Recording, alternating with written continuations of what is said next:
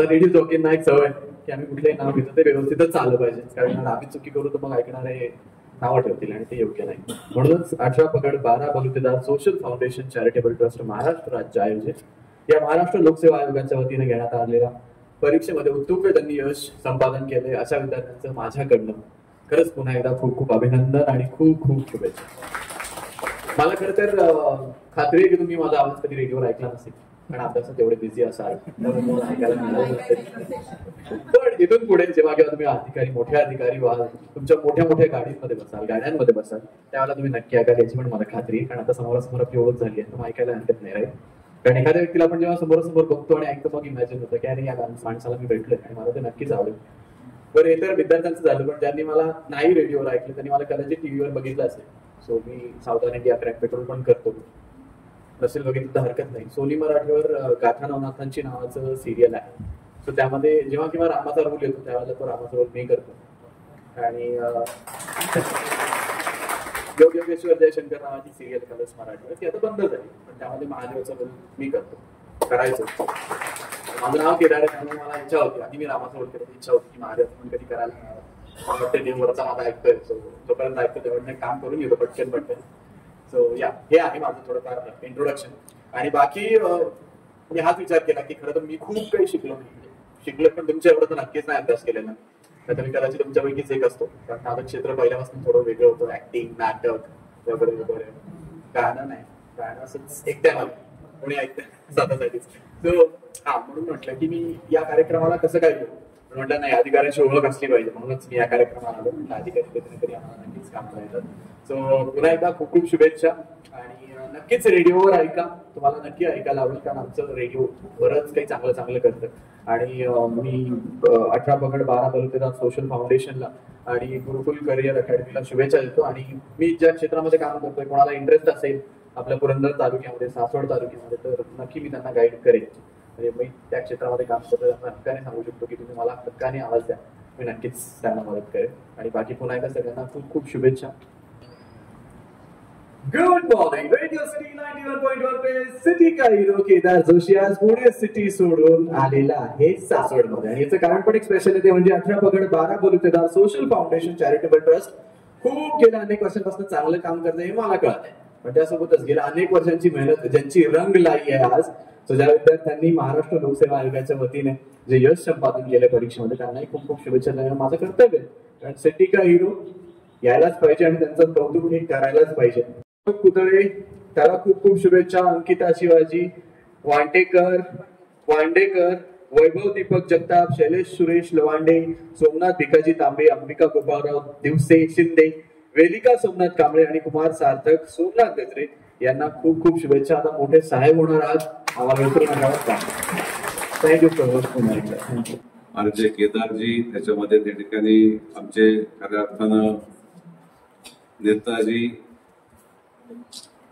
काँग्रेसचे रंगशेठ, त्याचबरोबर दत्ताभाऊ सूर्यवंशी, आपले सगळ्यांचे सहकारी, ज्यांनी हा आपल्याला इथं संपूर्ण त्या ठिकाणी कार्यक्रमाची व्यवस्था केली, ते संदीपजी पेळेकर सर, आमचे परममित्र पंकजी दिवार, सुभाषांना सूर्यवंशी, आपल्या त्या ठिकाणी संदीपजी राऊत, विजयरावजी वडणे, आमचे चंदनजी मेमाने, मंचकावरती उपस्थित असणाऱ्या त्या ठिकाणी जगताताई असतील, आमच्या इतरही त्या ठिकाणी सगळ्या भगिनी, आवर्जून त्या ठिकाणी इथं उपस्थित असणारे दत्ताशेठ आहेत सूर्यवंशी, त्याचबरोबर आमचे बाकीचे सगळे सहकारी बंधू आणि भगिनी. खरं तर त्याच्यामध्ये आप्पासाहेब भांडवलकर, राजेंद्रजी धोत्रे, मंगेशजी गायकवाड, अतुलजी पवार, तर सगळे त्या ठिकाणी सहकार्यांनी एक चांगल्या प्रकारचा पंकजी असतो ते उपक्रम आपल्या सगळ्यांच्या साक्षीने या ठिकाणी घेतलाय. राजभाऊ, आपण सगळेजण सामान्य कुटुंबामध्ये त्या ठिकाणी काम करतात. आपण तर त्याच्यामध्ये आप्पाचे वडील पूर्वीच्या काळामध्ये 30-35 वर्षामध्ये आमच्या सगळ्यांच्या सहकार्याने त्या ठिकाणी काम करत होते. एकूणच त्याच्यामध्ये त्या ठिकाणी सगळी मंडळी अतिशय सामान्य कुटुंबातली आणि सामान्य कुटुंबातले असून सुद्धा त्या ठिकाणी जनतेचं आपण काय समाजाचं काहीतरी देणं लागतोय आणि जनतेमध्ये त्या ठिकाणी आपण एक चांगल्या प्रकारचं काहीतरी काम करावं म्हणून स्वतःच्या घरामध्ये काय आहे याच्यापेक्षा समाजामध्ये जे काही चांगल्या प्रकारचे काम करणारे लोक असतील, विद्यार्थी असतील, समाजसेवक असतील, त्यांना कसं प्रोत्साहन दिलं पाहिजे याच्यासाठी या मंडळींनी त्या ठिकाणी होऊन घेतलेलं आपल्याला पाहायला मिळते. आज त्याच्यामध्ये अमोल क्षीरसागर असतील, एजाज पानसरे असतील, निलेश पवार असतील, धनंजय कुमार असतील, इतर त्या ठिकाणी विश्वनाथजी गायकवाड असतील, येशू असतील, आमचे अनिकेत असतील, सचिन वाडणे असतील, किरण गोंडे असतील, समीर बागवान असतील, तर सगळ्यांनीच त्याच्यामध्ये खूप चांगल्या पद्धतीनं या सगळ्या प्रक्रियेमध्ये आज आपल्या सगळ्यांच्या पर्यंत पोहोचायचा प्रयत्न केला. खरं तर त्याच्यामध्ये आम्ही पाहतोय की काही ठिकाणी प्रचंड पैसा असतो, काही ठिकाणी प्रचंड संपत्ती असते, पण त्या लोकांना समाजाचं काय देणं घेणं नसतं. ते लोक त्यांच्याच त्या ठिकाणी सगळ्या मस्तीमध्ये वावरत असतात, ते त्यांच्याच त्याच्यामध्ये त्या ठिकाणी ऐशारामात असतात. पण खऱ्या अर्थानं ही सगळीच मंडळी आज आपण पाहतोय त्या पद्धतीनं सामान्यातल्या सामान्य माणसाला त्या ठिकाणी भिकाजी तांबे साहेब मदत करण्याचा प्रयत्न करतात. आज इथं बसलेले अनेक लोक आहेत की जे त्या ठिकाणी अनेक दिवसापासून त्या सगळ्या प्रक्रियेमध्ये त्या ठिकाणी काम करताना आपल्याला सगळ्यांना पाहायला मिळते. पंकज, तुम्ही तर त्याच्यामध्ये सातत्याने वेगवेगळे कार्यक्रम घेत असतात, वेगवेगळ्या सगळ्या गोष्टी म्हणून त्या ठिकाणी पुढे समाजाला दिशा देण्याचा प्रयत्न करत असतात. शेवटी सुभाषांना आपण सगळेजण, चंदन तिथं बसलाय, आमच्या त्या ठिकाणी काही बसल्यात, ते सगळेजण त्याच्यामध्ये या प्रक्रियेमध्ये काम करत असताना आपल्या सगळ्याच त्या ठिकाणी समाज घटकामध्ये ज्या चांगल्या गोष्टी असतील ती समाजामध्ये त्या मोठ्या करण्याचा प्रयत्न आपण करतो. मगाशी मी गुरवताईंचं ऐकलं. गुरवताई, तुम्ही तर मी बघतो किती वर्षापासून काम करता. पहिलं सासवडमध्ये काम करत होता, नंतर पुण्यामध्ये गेलता, परत सासवडमध्ये आला, परत आणखी जोमध्ये कामाला सुरुवात केली.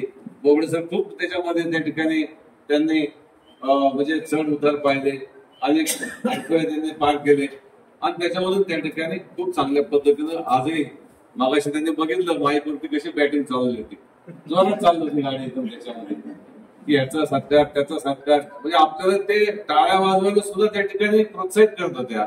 आणि अशा पद्धतीची प्रत्येकाकडे काही ना काही एक विचारधारा आहे, कला आहे आणि त्याच्यावरून त्या ठिकाणी आपण सगळेजण एका चांगल्या विचारानं पुढे जाण्याचा प्रयत्न करतोय. मला निश्चितपणे इथं आल्यानंतर गुरुकुल अकॅडमीमध्ये चंद्रकांत टिळेकर सरांची आठवण होते की आपण पंकज बघितलं असेल त्या व्यक्तीनं हयातभर खूप चांगल्या प्रकारचं काम केलं.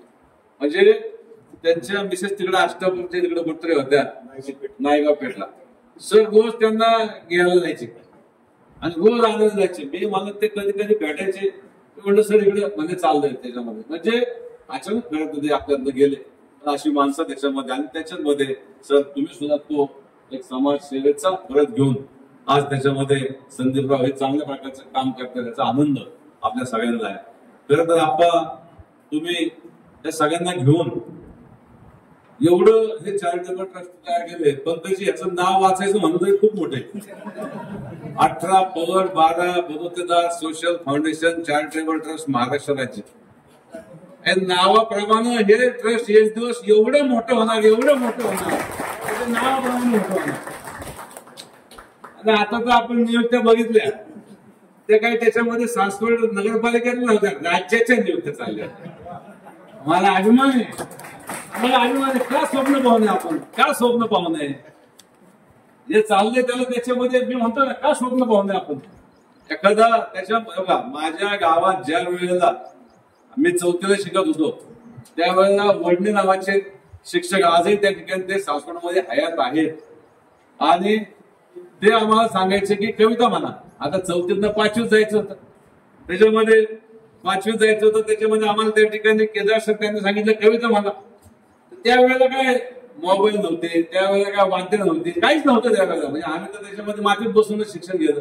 आमचं त्याच्यामध्ये 3ऱ्या वर्गात पालकश्री मंदिरात, 2ऱ्या वर्गात भैरनाथाच्या मंदिरात होता आणि 4थीला बसलेली आम्हाला त्या ठिकाणी शाळेची एक फुलं मिळाली होती. आम्हाला त्याच्यामध्ये त्या वरांड्यात बसून सांगितलं काय मी मोठं झाल्यावरती कविता म्हणा, मी मोठं झाल्यावरती काय करणार.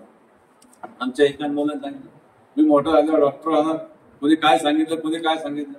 शेवटी त्याच्यातली काही मुलं पोचली ना, त्या ह्याच्यापर्यंत पोचली ना, असं काही नाही त्याच्यामध्ये.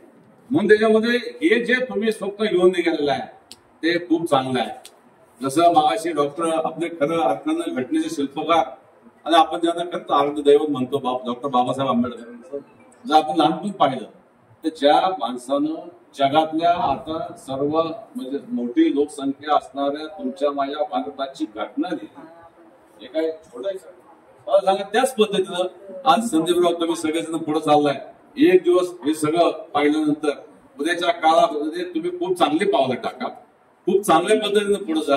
आपल्या या चॅरिटेबल ट्रस्टला एक उद्याचा काळ हा खूप त्याच्यामध्ये मोठा राहील, उद्याचा काळ खूप यशाचा राहील आणि त्या दृष्टीनं आपण त्या ठिकाणी पावलं टाकावीत. ज्यांना ज्यांना इथं आता काही त्यांचा मान सन्मान झाला, पारितोषिकं मिळाली, त्यांनी त्या ठिकाणी लोकसेवा आयोगातून त्याच्यामध्ये उत्तम यश साधलं, त्यांनी आणखी काही काही गोष्टी केल्या. निश्चितपणाने मी त्यांना सांगू इच्छितो की तुम्हाला जी संधी मिळालेली आहे त्या संधीचं उद्याच्या काळामध्ये या सत्कारामधून एवढं काय तुम्ही त्या ठिकाणी सोनं करून दाखवता की उद्याच्या काळामध्ये तुम्हाला या सत्काराची आठवण आमच्या 18 पगड महाराज फाउंडेशनची ही आयुष्यभर राहील आणि त्याच विचाराने आपण पावलं टाकावेत. तोच विश्वास त्या ठिकाणी आपण जनतेत द्यावा, तीच त्या ठिकाणी धमक आपल्या कामात त्या ठिकाणी दाखवी. आणि ती धमक दाखवत असताना आज काही काही ठिकाणी जे आपण पाहतो की काही काही अधिकारी 70-80% अधिकारी हे आज खूप चांगल्या पद्धतीनं आमच्या शासनामध्ये, केंद्र शासन, राज्य शासनामध्ये काम करतात. म्हणून त्या ठिकाणी आम्ही सगळेजण आज चांगल्या ट्रॅक वरती चाललोय. ठीक आहे, काही दूषितपणा होत असेल, काही 4-2 लोक चुकीचं काम होत असेल तर त्याच्यामध्ये जो गढूळपणा निर्माण होतो, आपण पाहिलं पाण्यामध्ये गढूळता निर्माण झाली तर काही वेळेला ते पाणी स्वच्छ झालेलं असतं, ते कोणतरी पाणी निवडले ते पाणी स्वच्छ करत असते. उद्याच्या काळामध्ये आज जी काय थोडीफार गढूळता होती ती सुद्धा गढूळता आज ज्यांचा मान सन्मान इथं झाला या लोकसेवा आयोगामधून त्या ठिकाणी ज्यांना यश मिळाले, हीच मंडळी ती त्या ठिकाणी गढूळता स्वच्छ करते आणि तो ठरला त्या ठिकाणी या सरकारचं चीज होईल. आणि याच पद्धतीनं त्यांना सुद्धा लाख लाख शुभेच्छा. आपण सगळेजण या ट्रस्टच्या माध्यमातून या ठिकाणी आम्हाला सगळ्यांना बोलवलं. निश्चितपणे नेताजी काँग्रेसचे आपले रंगाशेडीत आले, खूप लांबनं त्यांचं आम्ही ऐकत असतो. शेवटी प्रत्येकाचा विषय, प्रत्येकाची वैचारिकता, प्रत्येकाचा त्याच्यामध्ये हे असतो, ते त्यांच्या पद्धतीने काम करतात, ते त्यांच्या पद्धतीने त्या ठिकाणी समाजामध्ये पोहोचण्याचा प्रयत्न करतात. मग अशा पद्धतीने वेगवेगळ्या घटकांना तुम्ही एकत्रित आणलं आणि त्याच्याही मध्ये पलीकडे जगतापताई जे लोक सातत्याने आम्ही परिचित असतो तीच लोक आम्हाला त्याच्यामध्ये व्यासपीठावर पाहायला मिळतात. आज मात्र केदारजी आम्हाला परिचित नसणारे अनेक लोक या ठिकाणी आले. या ज्या ट्रस्टचा त्या ठिकाणी मोठेपणा आहे, या ज्या ट्रस्टमध्ये या ठिकाणी मनाचा मोठेपणा पाहायला मिळतोय. म्हणून हा ट्रस्ट उद्याच्या काळामध्ये आपल्या सगळ्यांच्या सहकार्याने महाराष्ट्रातला नामांकित ट्रस्ट होईल. त्यासाठी आपण सगळ्यांना मदत करूया. जय हिंद, जय महाराष्ट्र.